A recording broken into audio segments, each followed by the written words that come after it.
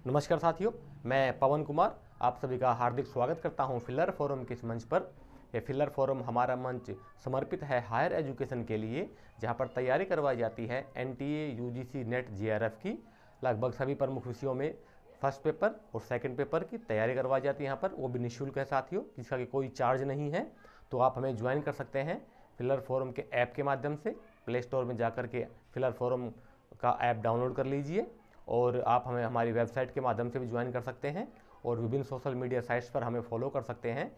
और इन सभी चीज़ों का लिंक साथियों आपको वीडियो के नीचे डिस्क्रिप्शन बॉक्स में मिल जाएगा। तो चलिए हम आज की क्लास शुरू करते हैं। हाँ, आज की क्लास शुरू करने से पहले कल हमने एक सवाल पूछा था कि ग्रेन और ग्राम की वैल्यूज आपको बतानी है, क्योंकि हमारा सिक्कों का जो है चैप्टर चल रहा है। तो इसमें भार की सिक्के का कितना वजन था, भार के बारे में हम डिस्कस कर रहे थे। तो कुछ साथियों ने जवाब भी दिए हैं। तो मैं बताना चाहता हूं कि साथियों, एक ग्रेन जो होता है ना एक ग्रेन जो होता है 0.064 समथिंग ग्राम के बराबर होता है, और एक ग्राम जो होता है 1 ग्राम जो है 15.43 15 पॉइंट कुछ ग्रेन के बराबर होता है। यानी कि एक ग्राम में 15 ग्रेन से ज़्यादा का वजन होता है। एक ग्राम यानी कि ग्राम बड़ा होता है और ग्रेन हमारा छोटा होता है, छोटी यूनिट होती है। ठीक है, वो ब्रिटिश सिस्टम में आते हैं ग्रेन, और ये हमारा ग्राम किलोग्राम जो है मीट्रिक सिस्टम में आता है। मीट्रिक सिस्टम हमारे इंडिया में लागू होता है साथियों।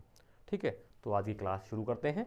जैसा कि कुछ स्टूडेंट जानते हैं, हमारा सिक्कों का चैप्टर चल रहा है। सिक्कों के विभिन्न पहलुओं पर हमने अलग अलग अध्ययन किया है, इसके बारे में चर्चा की है। तो आज हम थोड़ा सा इस चैप्टर को और आगे बढ़ाएंगे और आगे देखेंगे क्या क्या इसके फैक्ट्स आते हैं हमारे, जो कि परीक्षा संबंधित हो सकते हैं साथियों, जिनसे में से कि नेट के क्वेश्चंस बनने की संभावना ज़्यादा होती है। तो वही सिक्के पाणिनि क्या कहता है साथियों, पाणिनि ने पुस्तक लिखी थी अष्टाध्यायी, जो कि व्याकरण का बहुत बड़ा ग्रंथ है।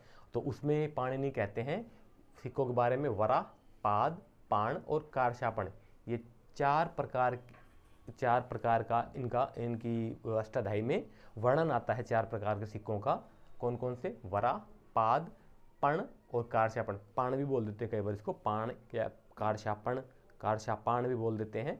ठीक है, और लेकिन इसका साथियों साहित्यिक उल्लेख जो है, लिटरेचर एविडेंस जो है, सबसे पहले जो हमें मिलता है वो साम विधान ब्राह्मण में मिलता है। किसमें मिलता है? साम विधान ब्राह्मण एक ग्रंथ है, एक लिटरेचर की बुक है, उसमें हमें कारशापण का सबसे पहले उल्लेख मिलता है। ठीक है, इसी प्रकार से बात आती है आगे निष्क की। तो निष्क जो है साथियों वैदिक काल में एक आभूषण मात्र था। वैदिक काल में 1500 बीसी से 1000 बीसी के लगभग जो वैदिक सभ्यता थी, उसमें जो निष्क का जो वर्णन आता है वो एक आभूषण के रूप में आता है। लेकिन उत्तर वैदिक काल में और महाजनपद काल के समय पर ये जो है निष्क एक सिक्का बन गया था। 600 बीसी के आसपास निष्क जो है आभूषण न रह करके एक सिक्के के रूप में आ गया था। ठीक है, तो पूर्व मध्यकाल में वैदिक सभ्यता में, ठीक है, उसके बाद निष्क को आभूषण जड़ाया जाता था। उसके बाद फिर हमारा महाजनपद काल में निष्क हो गया था सिक्कों के रूप में। उसके बाद पूर्व मध्यकाल में सिक्कों को क्या क्या नाम दिए गए उसके बारे में आते हैं हम। तो पूर्व मध्यकाल में सिक्कों के क्या क्या नाम प्रचलित थे? दीनार, ड्रम, रूपक और विंशोषक। ये 4 प्रमुख रूप से पूर्व मध्यकाल में, पूर्व मध्यकाल मतलब साथियों 7वीं शताब्दी से लेकर के 11वीं शताब्दी के लगभग जो 400 वर्षों का जो समय काल रहा है, उसे हम पूर्व मध्यकाल बोलते थे। या 1200 साल तक भी कुछ इतिहासकार इसको आगे तक ले जाते हैं। 7वीं शताब्दी से लेकर के 12वीं शताब्दी तक के बीच का जो 500 वर्षों का जो कालखंड रहा है, उसे हम पूर्व मध्यकाल के नाम से जानते हैं। तो उसमें क्या क्या पूर्व मध्यकाल में क्या था? दिनार, द्रम, रूपक और विंशोषक, ये 4 प्रकार के प्रमुख सिक्कों का वर्णन आता है सिक्कों के रूप में। और हाँ, छोटे लेन देन के लिए साथ ही कोड़ियाँ चलती थी। प्रतिहार शासक जो थे उनके अभिलेखों में आता है कर्पमक प्रतिहार शासकों में कोड़ियों को कर्पमक बोला गया है साथियों। और ये कोड़ियाँ जो है उस समय मालदीव से आती थी। मालदीव ही एक ऐसा स्रोत था जहाँ से कोड़ियाँ आती थी। कोड़ियाँ एक प्रकार का बीज होता था साथियों, जैसे कि क्या बोलते हैं उसको, आड़ू की गुठली देखी होगी आपने। आप ये नेट पे देखेंगे तो सर्च कर लीजिए, आपको पता लग जाएगा कि कौड़ियाँ किस प्रकार की होती थी। एक बहुत कठोर बीज होता है, या एक प्रकार से बादाम, जैसे कच्चे बादाम होते हैं ना गुठली समेत, उनको फोड़ते हैं तो अंदर से बादाम निकलता है, और उनको ना फोड़े तो इस तरह का जो बीज होता था वो, उसको हम उस समय कौड़ी बोलते थे, जो कि साधारण लेन देन में आमतौर पर प्रयोग किया जाता था। जैसे कि रोजाना की वस्तुएं, खाद्य पदार्थ हैं, आटा, दाल, चावल, चीनी, गुड़, शक्कर वगैरह खरीदने के लिए जो आमतौर पर साधारण जनता जो लेन देन करती थी वो कौड़ियों में लेन देन करती थी। और जो बड़ी वैल्यूज जो होती थी वो तांबे के सिक्के, चांदी के सिक्के और सोने के सिक्के। सोने के सिक्के ज़्यादातर साथियों प्रॉपर्टी खरीदने में इस्तेमाल होते थे, ज़मीन जायदाद का लेन देन में, क्योंकि सोने के सिक्कों की वैल्यू ज़्यादा होती थी, तो उनकी बड़ी खरीदारी में यूज होता था, इस्तेमाल होता था। इसके बाद औदुंबर व पांचाल। औदुंबर व पांचाल जो गणराज्य थे साथियों, इनके सिक्कों के ऊपर मंदिर का सर्वप्रथम अंकन मिलता है। औदुंबर और पांचाल के गणराज्यों के सिक्कों पर किसका अंकन मिलता है? मंदिर का। मिहिर भोज, ये बहुत विद्वान राजा था साथियों। हम जब छोटे थे तो इसका एक चैप्टर आता था हमारे संस्कृत में, मिहिर भोज संस्कृत अनुराग है, यानी कि मिहिर भोज का संस्कृत के प्रति प्रेम। तो संस्कृत का बहुत बड़ा विद्वान था, विद्वानों को बहुत आदर करता था ये। तो ये इसके जो सिक्के थे वो इसने आदिवराह की उपाधि धारण की थी, और आदिवराह प्रकार के ही सिक्के जारी किए थे, सोने के, ठीक है, सोने के सिक्के जारी किए जिनके ऊपर अंकन था गाय और बछड़े का। गाय जो है कि अपने बछड़े को दूध पिला रही है, ऐसा चित्र उनके सिक्कों पर, आदिवराह सिक्कों पर, सोने के सिक्कों पर अंकन था, चित्र था, ठीक है। गधैया सिक्के, ये बहुत इंपॉर्टेंट क्वेश्चन है साथियों, फैक्ट नोट कीजिए, नेट का आया हुआ क्वेश्चन है। गधैया सिक्का जो है किसने जारी किए? हुणों ने। गधैया सिक्का किसने जारी किए थे? हुणों ने जारी किए थे। गधैया एक सिक्के थे जिसको एक प्रकार था, एक type of the coin, you can say that, समझ रहे ना। तो एक प्रकार का सिक्का था जिसको गधैया नाम दिया गया था, हुणों ने प्रचलन किया था उनका, ठीक है। इसी प्रकार से हनुमान का अंकन, हनुमान का चित्र किन शासकों पर मिलता है? हनुमान का चित्र जो है किन के सिक्कों पर मिलता है? बहुत इंपॉर्टेंट क्वेश्चन है। कदम्ब शासकों पर। किन के सिक्कों पर मिलता है? कदम्ब शासकों पर मिलता है। और साथ ही साथ चंदेल शासक जो था संलक्षण वर्मा, क्या नाम? चंदेल शासक संलक्षण वर्मा, जो चंदेल शासक था उसने भी अपने सिक्कों पर हनुमान का अंकन करवाया था, हनुमान का चित्र छपवाया था अपने सिक्कों पर, ठीक है। इसी प्रकार से विमकड़फिसेस, जो कि भारतीय उपमहाद्वीप में पहला सोने के सिक्के जारी करने वाला शासक माना गया है। हालांकि कुछ विद्वान मिनांडर को मानते हैं, लेकिन ज़्यादातर विद्वान इस बात पर सहमत है कि विमकड़फिसेस ही इंडो ग्रीक में है, हिंदी यवन शासकों में से पहला कुषाण शासक था जिसने कि सोने का सिक्का जारी किया था भारतीय उपमहाद्वीप में, ठीक है। तो कन्फ्यूशियस के सिक्कों पर क्या मिलता है अंकन हमें? शिव और नंदी और त्रिशूल का। शिव का बैल जिसको नंदी बोल देते हैं हम, शिव नंदी और त्रिशूल का अंकन मिलता है, यानी कि शैव थे, तो शिव धर्म को मानने वाले थे। इनमें से कजुलकड़फिसेस, भीमकड़फिसेस, कनिष्क, उसके बाद हुविष्क और उसके बाद वासुदेव वगैरह और आ गए थे। तो कनिष्क जो था वो बुद्धिस्ट था, बुद्ध को मानने वाला था, लेकिन बाकी ये जो थे, क्या बोलते हैं आपका शासक, ये ज़्यादा शिव को मानने वाले थे, शैव धर्म से संबंधित थे। कनिष्क के सिक्कों पर बुद्ध की आकृति मिलती है। कनिष्क ही वो पहला शासक था जिसने कोषाणों KOSHANO, मैंने कल भी अपने वीडियो में बताया था कि कनिष्क अपने नाम के पीछे कुषाण शब्दावली लिखवाने का प्रचलन किया था। और बुद्ध का चित्र मिलता है साथियों उनके सिक्कों पर, और शकमनो बौद्धो और शकमनो बौद्धो का लेख भी मिलता है इनके सिक्कों पर। शकमनो बौद्धो अर्थात जिसका कि भाषा में बोले तो साधारण भाषा में शाक्यमुनि बुद्ध का अंकन लेख भी कनिष्क के सिक्कों पर मिलता है। इसके बाद हुविस्क के सिक्कों पर शिव का अंकन मिलता है हमें, ठीक है। और उस समय साथियों कश्मीर में भी जो प्रचलन में था, कश्मीर में हुंडी का और कौड़िया प्रचलन में थी।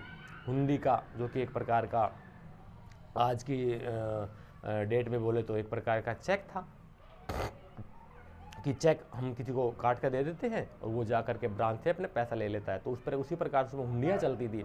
जो सेठ और साहूकार होते थे वो कागज़ पे लिख करके दे दिया करते थे व्यापारियों को, व्यापारी उनके पास अपने धन उनके पास जमा कर देते थे, उसके बदले में वो उनको एक रकम की रसीद बना कर देते थे, और वो बाद में एक निश्चित समय पर उसको उगा ली जाती थी।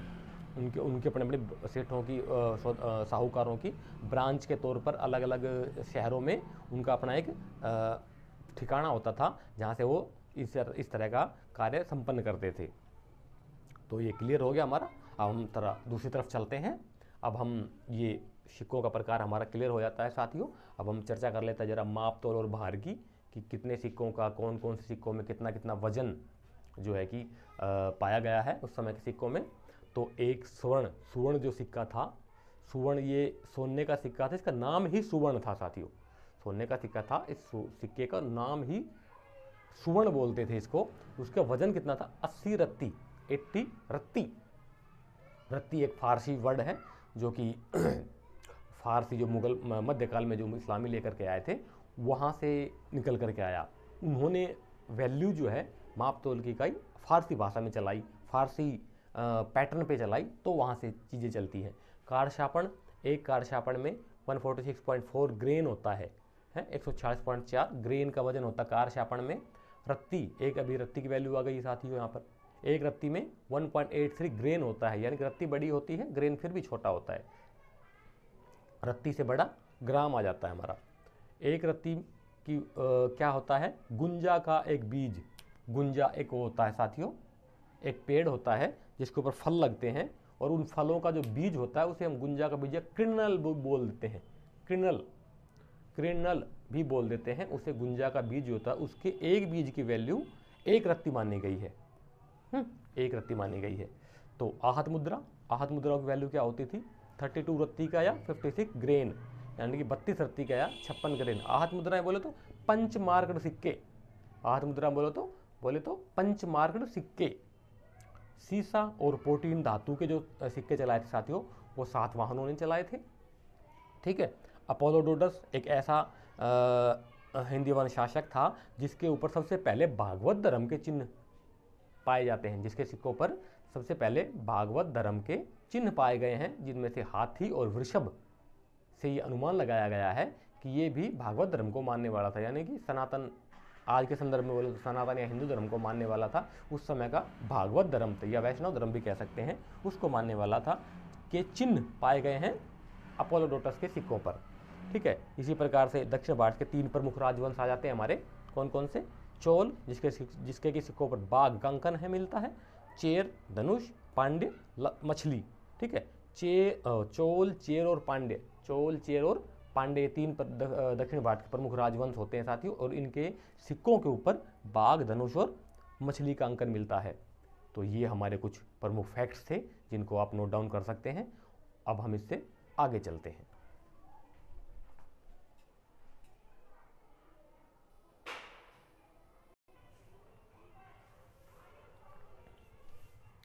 तो साथियों अब हम थोड़ा आगे चलते हैं और चर्चा कर लेते हैं और आगे। तो नेक्स्ट आता है हमारा योधे गणराज्य। योधे गणराज्य साथियों, इसका जो ये गणराज्य था और इनकी जो जानकारी हमें मिलते हैं, इनके सिक्कों पर बहुधान्य के मिलता है। क्या मिलता है? बहुधान्य के। तो इस सतलुज और यमुना के बीच में इनका क्षेत्र माना गया है, जो कि जोगिया विहार के नाम से जाना जाता था वो क्षेत्र उस समय। तो बहुधान्यके का सबसे प्रथम प्रमाण हमें साथियों वहाँ मिलता है ऋग्वेद में। बहुधान्यके, आज का हरियाणा जिसको बोल देते हैं हम, हरियाणा प्रदेश का ज़्यादातर हिस्सा बहुधान्यके प्रदेश कहलाता था उस समय पर, जिसका कि जिक्र हमें सबसे प्रथम ऋग्वेद में भी मिलता है। तो हरियाणा का जो ये क्षेत्र है बहुत प्राचीन सभ्यता रही है इसकी, ऋग्वैदिक काल से ही। ठीक है। तो इनके जो सिक्के थे उनके ऊपर षडमुखी कार्तिकेय का अंकन मिलता है। 6 मुखी कार्तिकेय भगवान शिव के पुत्र माने गए हैं ना बड़े। एक तो क्या बोलते हैं, गणेश जी हैं। गणेश जी की शादी हो गई थी, जिनकी 2 पत्नियां हैं, रिद्धि और सिद्धि। और जिनकी शादी नहीं हुई थी, जो कि ब्रह्मचारी थे, कार्तिकेय, उनको कुमार स्वामी भी बोल देते हैं। दक्षिण भारत में अयप्पा के नाम से भी बोल देते हैं। अयप्पा का दक्षिण भारत में बहुत बड़ा मंदिर है, जहाँ पर साथियों केवल पुरुष ही जा सकते हैं, महिलाओं को वहाँ पर जाने की अनुमति नहीं थी। तो ये एक कंट्रोवर्सी हो गई थी, इसके ऊपर बहुत वाद विवाद चला था दक्षिण भारत में कि अयप्पा के मंदिर में महिलाओं को राइट टू इक्वलिटी के आधार पर महिलाओं को क्यों नहीं जाने दिया जाएगा। तो फिर उन्होंने फिर हिंदू मुस्लिम का रूप ले लिया था इस वाद विवाद ने। तो फिर सनातन को मानने वाले लोगों ने कहा था कि मजार के ऊपर भी औरतों को जाना चाहिए। तो फिर मज़ार को गाजी सालार मसूद की जो मज़ार है मेरे ख्याल बम्बई में है, और वहाँ पर भी इस तरह का फिर ये कंट्रोवर्शियल हो गया था। तो आगे चलते हैं। सातवाहन से सात शासकों के सिक्कों पर चैत्य का वो अंकन मिलता है साथियों।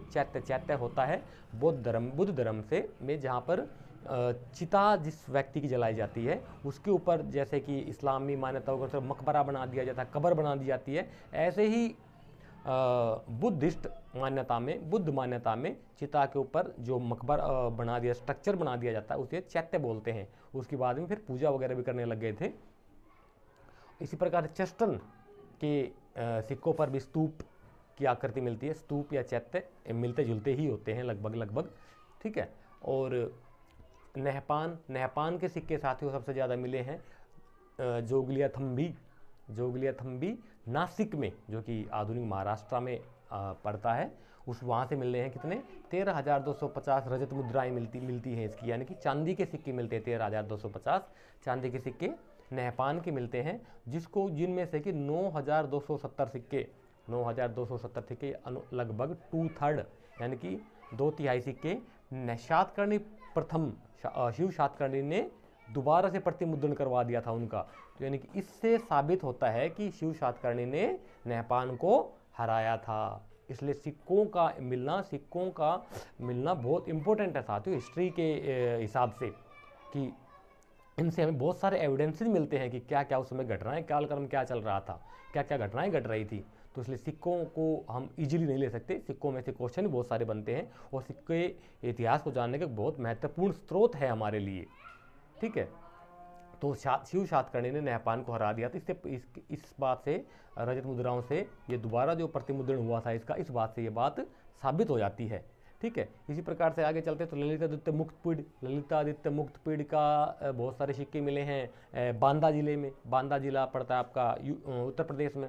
उत्तर प्रदेश के बांदा जिले से बहुत सारे सिक्के मिलते हैं। तो इससे ये अनुमान लगाया गया है साथियों कि यहाँ तक भी जो है ललितादित्य मुक्तपीड़, जो कि कश्मीर का शासक था 7वीं 8वीं शताब्दी में, हर्षवर्धन के बाद में उसका साम्राज्य बहुत फैल गया था काफ़ी, तो यहाँ तक भी उसका साम्राज्य था। या कुछ लोग ये भी कहते हैं कि कुछ इतिहासकार कि यहाँ तक जो है युद्ध में जो हुआ था उसके माध्यम से सिक्के यहाँ पर आए होंगे। चलो जो भी है फैक्ट अच्छा है, नोट डाउन करने लायक है, ठीक है। अब इम्पोर्टेंस आ जाती है सिक्कों की, कि सिक्कों का इम्पोर्टेंस क्या है, क्यों हम सिक्कों के बारे में करें। तो साथियों देखिए 200 BC से लेकर के 300 AD यानी कि मौर्योत्तर काल से लेकर के और गुप्त काल के पूर्व तक, गुप्त काल के पहले तक का जो समय पीरियड है, ये लगभग जो 500 वर्षों का समय कालखंड है, इसमें हमारे पास लिखित अभिलेखीय साक्ष्य बहुत कम उपलब्ध हैं और ज़्यादातर निर्भर हमें सिक्कों पर ही रहना पड़ता है। तो उस समय के सिक्के इतिहास को जानने के बहुत महत्वपूर्ण स्रोत हैं। क्या बोलते हैं ये राजा, कुछ शासक तो ऐसे हुए हैं जिनका कोई लिखित एविडेंस नहीं है हमारे पास, लिखित लिटरेचर में या अभिलेख में एविडेंस नहीं है, केवल सिक्कों के आधार पर ही उनका काल निर्धारण और उनकी पहचान हो पाई है। जिनमें से कौन कौन सी प्रमुख रूप से, जैसे कि रामगुप्त है, एक गुप्त शासक हुआ था रामगुप्त, उस कुछ सालों पहले तक इसकी संदिग्ध थी, इसकी पहचान नहीं हो पाई थी, लेकिन जब से वो जो सिक्के मिले हैं गुप्त के नाम से, उनसे पहचान हो पाई है कि हाँ रामगुप्त नाम का भी एक गुप्तकालीन शासक हुआ था। तो इसलिए इंपॉर्टेंस फैक्ट है ये, ठीक है। 42 इंडो ग्रीक शासकों में से, 42 हिंदी वंश शासकों में से डॉक्टर परमेश्वरी लाल गुप्ता तो कहते हैं कि 42 शासकों में से 32 शासकों की जो पहचान केवल और केवल सिक्कों के आधार पर हुई है। जैसे कि उनमें से गोंडोफर्निस है, रुद्रदमन है, ये ऐसे शासक हैं जिनकी पहचान केवल सिक्कों के आधार पर ही हो पाई है। और कुछ इतिहासकार तो इनको और आगे बढ़ा देते हैं कि 34 रूलर्स, इंडो ग्रीक रूलर्स ऐसे हुए हैं जिनकी आइडेंटिफिकेशन हमें ओनली ऑन कॉइन्स के माध्यम से हुई, सिक्कों के माध्यम से हो पाई है, ठीक है। इसी प्रकार से जो सिक्के होते हैं वो उस शासक का चरित्र निर्माण भी करते हैं, शासक का चरित्र का भी निर्माण करते हैं कि शासक की आइडियोलॉजी क्या है, शासक की माइंड सेटिंग क्या है, शासक क्या कहना चाह रहा है, ठीक है। जैसे कि चंद्रगुप्त II के नाटक प्रकार के सिक्के जो, उसके सिक्कों के माध्यम से ही उसको एक अच्छा अभिनेता, उसको एक अच्छा नाटककार मान लिया गया है, क्योंकि सिक्के, ये सिक्कों के माध्यम से उसका ये इस तरह का चरित्र निर्माण होता है, ठीक है। तो ऐसे ही आगे आता है हमारा समुद्रगुप्त। समुद्रगुप्त का जो सिक्का है वीणा वादन प्रकार के सिक्के, तो उससे उसका संगीत प्रेमी होने का अनुमान लगाया गया है, क्योंकि वीणा बजाते हुए, वीणा समझ रहे हैं ना आप, वीणा बजाते हुए के सिक्के जो मिले हैं, वीणा वादन प्रकार के जो समुद्रगुप्त के सिक्के मिले हैं, उससे उनको संगीत प्रेमी माना गया है। कुमारगुप्त और ये दोनों ही के सिक्के अश्वमेघ प्रकार के जो सिक्के हैं वो मिले हैं इनके, समुद्रगुप्त और कुमारगुप्त। समुद्रगुप्त और कुमारगुप्त बहुत गुप्त शासकों में से काफ़ी बड़े शासक हुए साथियों। समुद्रगुप्त को तो हालांकि बहुत बड़ी उपाधियां भी दी गई हैं इसको। तो इनके दोनों के सिक्कों पर अश्वमेघ प्रकार के सिक्के हैं, अश्वमेघ यज्ञ प्रकार के जो सिक्के हैं, इससे अनुमान लगाया गया है कि इन्होंने अश्वमेघ यज्ञ भी किया था। हालांकि इसका लिटरेचर एविडेंस नहीं है, लिखित साक्ष्य नहीं है, लेकिन सिक्कों के आधार पर, सिक्कों के यज्ञ, अश्वमेघ यज्ञ के सिक्कों के आधार के प्रकार पर अनुमान लगाया गया कि इन्होंने अश्वमेघ यज्ञ में भी भाग लिया था, पार्टिसिपेट किया था, यज्ञ भी किया था। चोल राजा राजराज प्रथम, हालांकि शैव था। चोल राजा जो थे दक्षिण भारत के, राजराज प्रथम जो थे वो हालांकि शैव धर्म को मानने वाले थे, लेकिन उनके सिक्कों पर मुरलीधर की आकृति मिली है। मुरलीधर यानी कि कृष्ण भगवान का चित्र मिला है, तो वो भी एक सहिष्णु शासक माने गए हैं। इसी प्रकार से हर्षवर्धन जो थे, इनके सिक्कों, ये बाद में बुद्धिस्ट हो गए थे, लेकिन कलहण की रातरंगिणी में लिखा है कि वो शैव धर्म को मानने वाले थे। तो इससे भी इनके नंदी प्रकार के सिक्के और शिव पार्वती के सिक्कों पर नंदी और शिव पार्वती का अंकन मिलता है, का चित्र मिलता है हर्षवर्धन के सिक्कों पर। तो इससे भी इनकी धर्म सहिष्णुता पुष्ट होती है कि ये सभी धर्मों का आदर करने वाले थे। हालांकि बाद में ये शैव बौद्ध हो गए थे, ह्वेनसांग ने आकर के प्रभाव में आकर के बुद्ध धर्म को अपना लिया था इन्होंने, और वहाँ पर सम्मेलन भी करवाया था बुद्ध धर्म का इन्होंने, और प्रयाग में इन्होंने बहुत कुछ अपना दान दे दिया था। हर 5 साल में ये अपने बहुत बड़ा आयोजन करते थे वहाँ पर, धर्म सभा के रूप में, या एक आधुनिक धर्म सभा जिसको हम कह सकते हैं। उस समय पर भी ये प्रयाग में नदी के किनारे करते थे। ठीक है, तो ये था आज का हमारा चैप्टर। प्रमुख टॉपिक हमारे क्लियर हो गए हैं यहाँ पर साथियों। सिक्कों वाला चैप्टर हमारा कंप्लीट हो जाता है यहाँ पर, और कल हम एक नए चैप्टर के साथ एक नई शुरुआत करेंगे। ठीक है, तो तब तक आप हमारे साथ बने रहिए, इसी प्रकार से लगे रहिए। टाइम शेड्यूल अपना बना लीजिए साथियों, और ठंड का समय है, सर्दी का समय, सर्दी से बचे रहिए, और साथ साथ अपने आप को सेफ भी रखिए, कोरोना से बचे रहिए। और वैक्सीन, हाँ एक बात कहना चाहूँगा साथियों, जिन जिन साथियों ने वैक्सीन लगवाई है वो नीचे कमेंट बॉक्स में हमें कमेंट करें कि हाँ उनकी डोज कंप्लीट हो गई है। मेरी दोनों डोज कंप्लीट हो गई हैं साथियों। मैंने कल ही अपनी सेकंड डोज लगवाई है, मेरी दोनों डोज कंप्लीट हो चुकी हैं। तो जिनकी कंप्लीट हो चुकी है वो भी अपना कमेंट करें, जिनकी कंप्लीट किसी कारणवश नहीं हो पाई है वो भी कमेंट करें कि क्यों नहीं हो पाई है। और मैं तो कहता हूँ जितनी जल्दी हो सके साथियों आपको सभी को डोजेज लेनी चाहिए, वैक्सीन ले लेनी चाहिए। अपने लिए ना सही, अपने परिवार के लिए सही, अपने देश और समाज के लिए ही सही। कुछ चीज़ें, कुछ बातें साथियों अपने तक सीमित ना हो करके देश और समाज के बारे में थोड़ा सा सोचना चाहिए। जो सरकारें इतनी ज़्यादा मेहनत कर रही हैं महामारी को लेकर के, लोगों को स्वास्थ्य को लेकर के, तो हमारा भी जिम्मेदारी बनती है, हमारा फर्ज बनता है सरकार के इस कार्य में सहयोग करने का। ठीक है, तो आज की वीडियो का यहीं पर हम समापन करते हैं साथियों। कल नई वीडियो के साथ, नए कैमरे के साथ, नए टॉपिक के साथ फिर दोबारा मुलाकात होगी आपसे। तब तक के लिए आप हमारे साथ बने रहिए। धन्यवाद। जय हिंद, जय भारत।